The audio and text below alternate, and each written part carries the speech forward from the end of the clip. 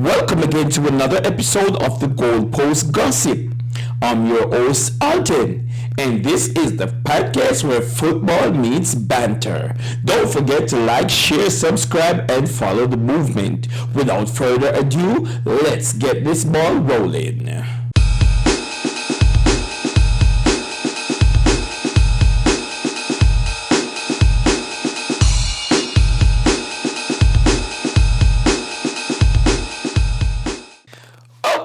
Welcome back to this episode, and we will primarily be talking about past weekend Premier League action.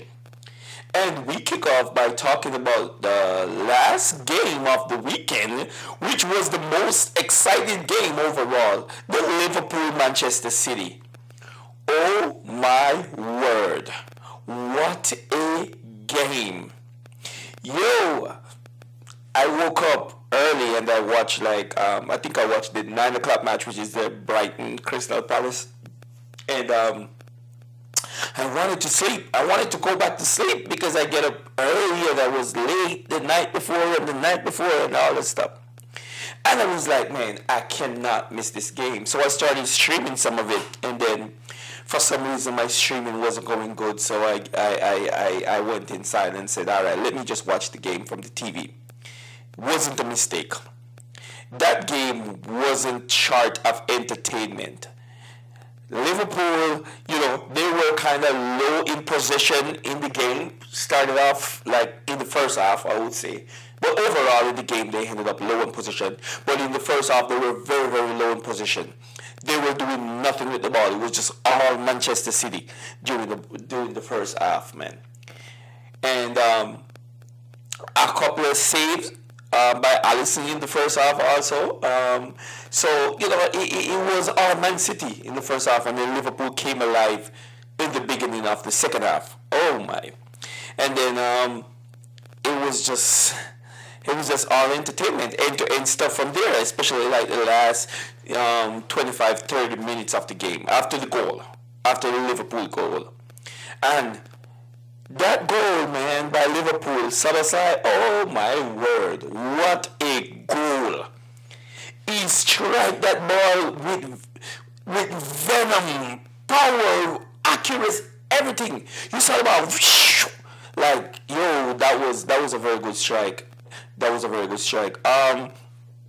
Salah was kind of looking really washed up, I ain't gonna lie. There was a couple moves that Salah made. I think Etiquette missed a nice setup from Salah.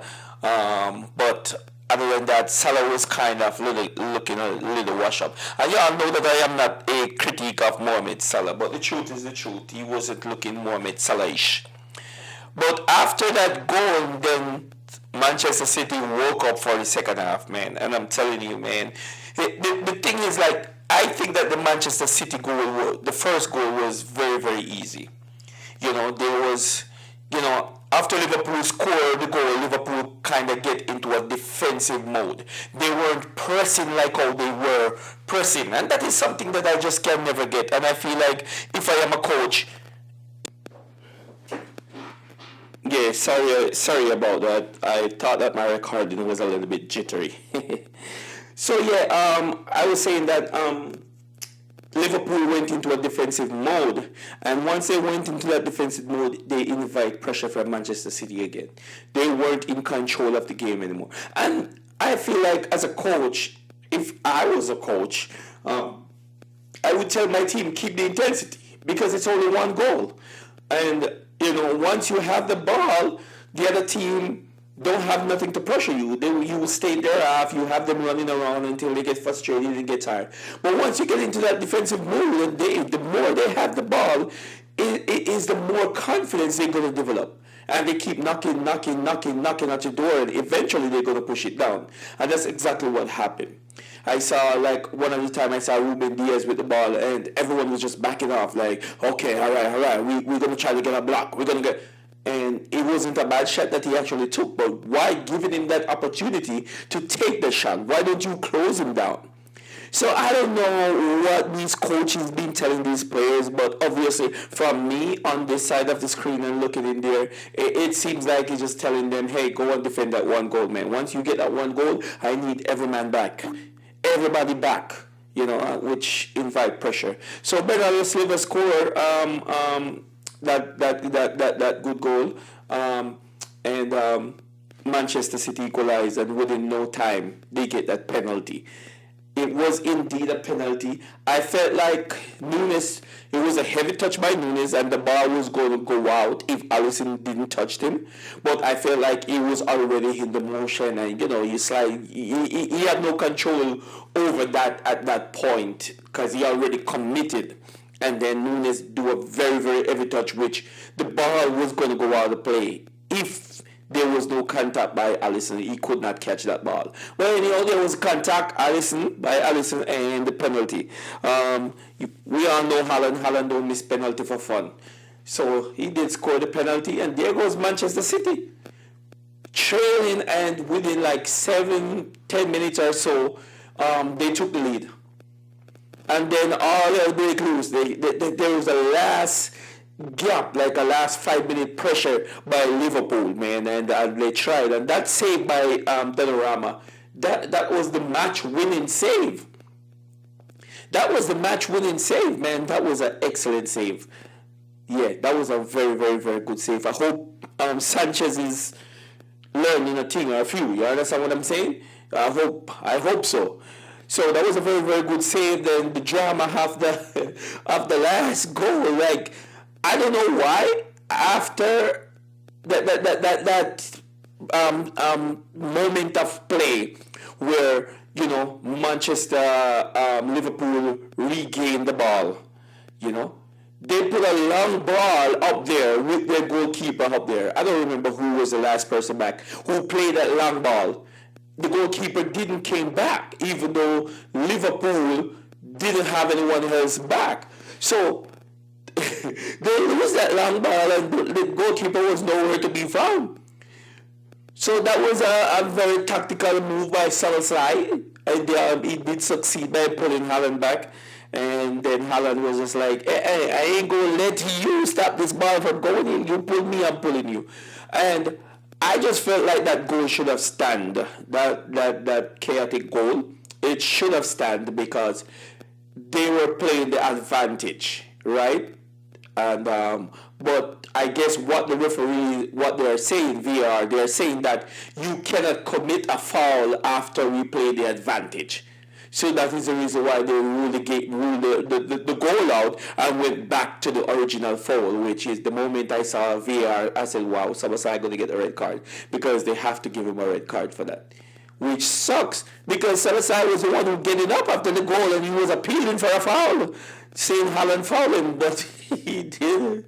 Well, you didn't realize Haaland was way ahead of you and you stretched and pulled him back. You know what I mean? So that was a little wild west ending there to the game. But I'm very happy for Manchester City win. 1, because Liverpool kind of eased off our tail. 2, Manchester City catching up to Arsenal and not giving them that much breathing space, which I don't want them to get. So that was a very, very, very, very entertaining and very, very good game. Okay, so we're going to be talking also about the Manchester United and Tottenham game. I was expecting a better game from Tottenham perspective, knowing that Tottenham show up when they play a big team most of the time. This is saying that Tottenham need to come out of the Premier League, man, and go revamp. Tottenham need to go revamp. But good win for Manchester City. Not that I'm excited or happy for that win. You can tell I am not. But good win for them. They dominate the game, man. They do dominate the game. And that game I was up. I went to bed very, very late the night of. And I get up very, very early to watch that game. And it never fails, to be honest. It was a very exciting game. I felt like Manchester United are on a little wave right now. That's like, 4-4? So I feel like someone need to humble them before they start to get ahead of themselves. And I feel like they're feeling very confident right now. They feel like they can go ahead and win the Premier League right now. They can run down past City, past Arsenal, past everybody. So Manchester United is started to having that feel that they can win the Premier League because they win 4 games in a row. And there's only one game left for that guy who got the long hair to cut his hair. I don't remember what his name. But, he made a pledge that he's going to grow his hair until Manchester United win 5 games in a row. So they are 1 game away from that. I don't know if they're going to do that guy a good, I don't know, for him to cut his hair. So let's see if they're just going to turn around and just let his hair continue to grow. But who they play next? Let's see who they play next and see what are their chances of winning. They do play West Ham tomorrow. Depends on when you see this podcast anyway. But they play West Ham on Tuesday. So let's see if West Ham will stop them in their trap, because West Ham is not a horrible team also, West Ham can do their thing. So let's see. So if that guy here going to get cut or what. So good win Manchester United, very good win. Now we're going to be touching on Chelsea. And Chelsea, we beat Wolves 3-1. I was predicting 3-0. That's what I said in my not so wonderful live stream that I did. I was predicting 3-0. But we conceded a goal, which was a very, very soft goal to concede. I was furious about that goal. I think that we were inviting a little bit pressure from Wolf, just the same thing that I was talking about. We were kind of like sitting back a little bit more and inviting Wolf to come on, which sucks. Wolves is sitting at the bottom of the league for good reasons. You know what I mean? That they're not scoring goals, and it sucks to know that they score against us. We need clean sheet, man, and I keep saying that if we can't get clean sheet, we're gonna have to sell everyone in the back. You know what I mean? That's probably what we're gonna have to do. Sell everyone in the back until we can get clean sheet, because we need clean sheet. We don't need to keep conceding goals, because we know that it can go down to goal difference. And we don't want to have Manchester United or Liverpool or Aston Villa have a superior goal difference over us. That's going to hinder us from getting into, Champions League next season. So, come on, Chelsea. Yeah, we gotta work on that. Palmer scored hat-trick.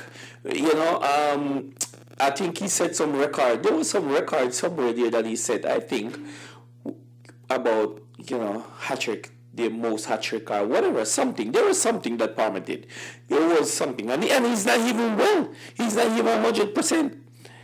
And I know it's 2 penalties, but there were 2 clear and obvious errors. So, of course, there were penalties. So, I don't want nobody come and tell me that there were penalties. And so, penalties is a part of the game. You understand what I'm saying? So, good goal by Palmer.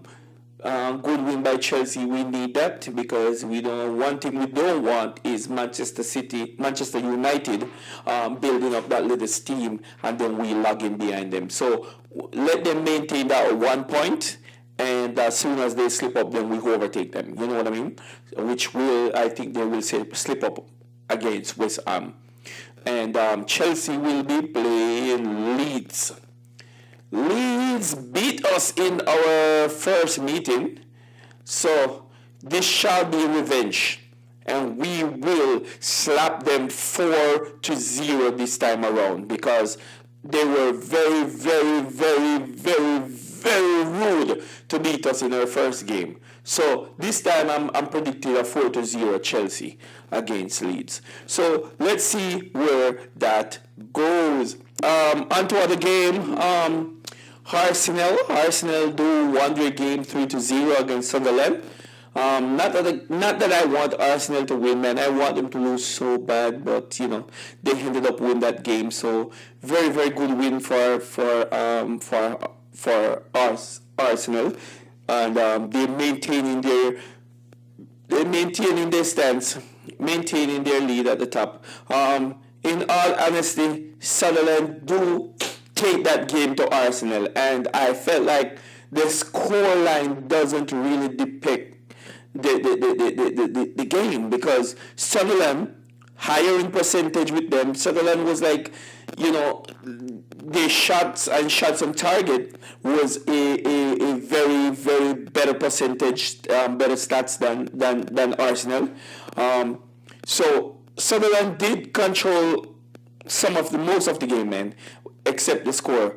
So Arsenal sitting handsomely. They're still 6 points ahead of Manchester City, which is, it's not that bad. In all honesty, it's not that bad, and they can be caught.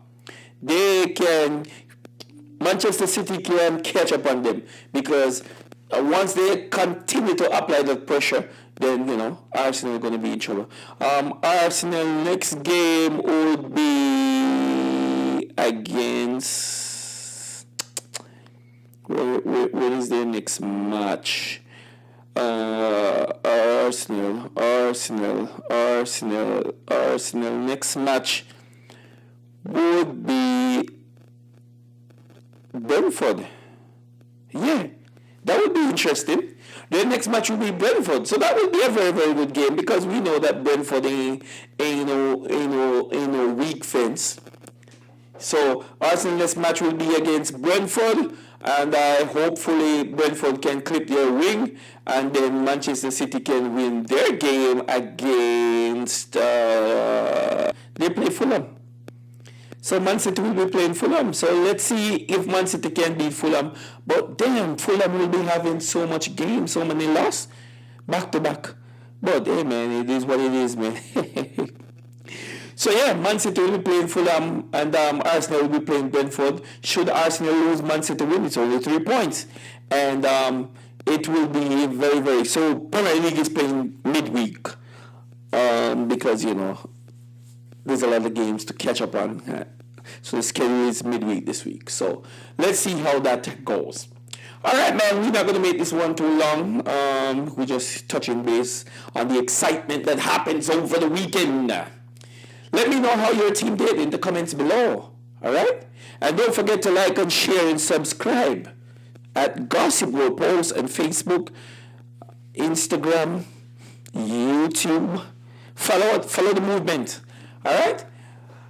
All right, we come to the end of this episode of the podcast. Again, I'm your host, Alton. Until next time, peace.